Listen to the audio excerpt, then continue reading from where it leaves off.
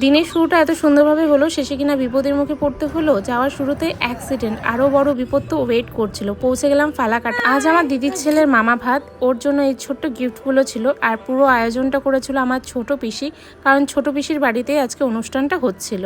এখন হবে cake cutting. পুচকুটা তো ঘুমিয়ে পড়েছে। এখানে ফ্যামিলির সকলে একসাথে বসে আড্ডা দিচ্ছিলাম।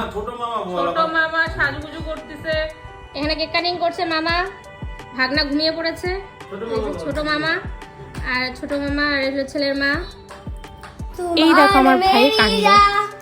কেক কাটিং এর পর তাড়াহুড়ো করে ডিনারটা সেরেই বাড়ির জন্য রওনা দিলাম। ফালাকাটা থেকে মাদারি যাচ্ছি, রাত 12টা বাজে। ঠিক তারপরেই ঘটলো আসল বিপদ। ব্যাটারি শেষ টোটোর, কি করে বাড়ি পৌঁছাবো ভগবান জানে।